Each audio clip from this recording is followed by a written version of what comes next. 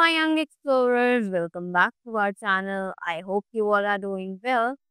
Let's begin with the chapter number 1, and the name of the chapter is Vanity is a Horrid Wife. So, this is actually a poem. Poem में हमें क्या समझाया जा रहा है and what is the moral, what is the value that we learn while taking this poem. So, let us begin with this. Mr. Raven was put upon a limb, and Reynard the fox looked up at him. अब mister रेवम जो है वो एक limb के ऊपर चढ़ चुके थे, राइट? और जहाँ पर रेनिया जो कि एक फॉक्स है वो उसको देख रही थी, right? For the raven held in his great big beak a morsel the fox would go far to see.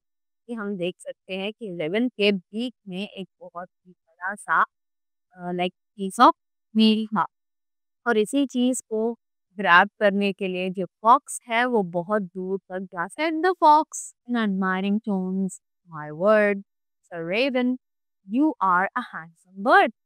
अब फॉक्स ने अपनी टोन थोड़ी बदली, उसे लग उसने टोन इस तरीके से कर ली कि उसे लगे कि है तारीफ कर रहा हो, right? Sir Raven, you are a handsome bird. और उसने एक रेवन यानी कि ये एक crow है, you know that crow is not a very good looking bird, right? It is called black.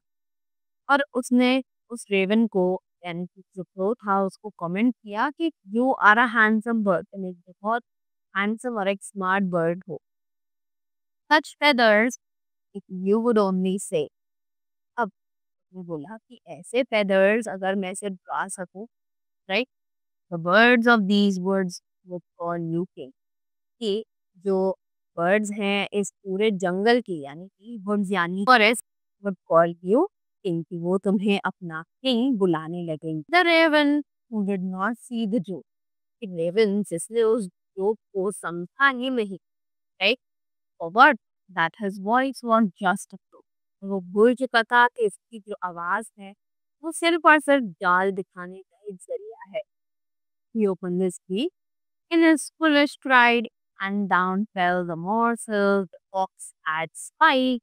अब वैसे ही उसने उसे थैंक यू बोलने के लिए या उसकी बातों पर रिएक्ट करने के लिए अपना मुंह खोला, उसकी बीक से जो वो मॉर्सल था यानी कि जो मीट था वो गिर चुका था, और फॉक्स ने उसे चुरा लिया था. Spied means के बाद said, haha, said the fox, and now you see you should not listen to flattery. अब द फॉक्स इज सेइंग कि देखो तुम्हारी जो ये बेवकूफ़ी है इसने क्या किया, और आगे के लिए मैं तुम्हें एक सलाह देता हूँ कि किसी की भी फ्लैटरी यानी कि प्रेज़ और स्मूथ बातों में तुम्हें नहीं आना चाहिए, right? Vanity sir is a horrid vice. अब वैनिटी वैनिटी का मतलब होता है कि जब किसी को बहुत ही ज़्यादा प्राइड फ़ील कराना होता है, right? The state of feeling very pride, एक बहुत ज़्यादा अपने अपनी घमंड आ जाता है वो. Sir is a horrid vibes, right?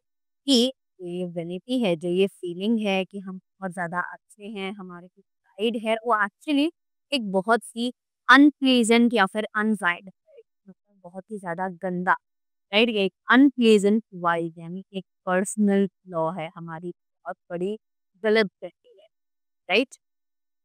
So that was all about the poem. I hope you all enjoyed it and you all learned the moral that how the vanity is a horrid vice, right? So that was all. I hope you all enjoyed it. So thank you so much and have a great day ahead.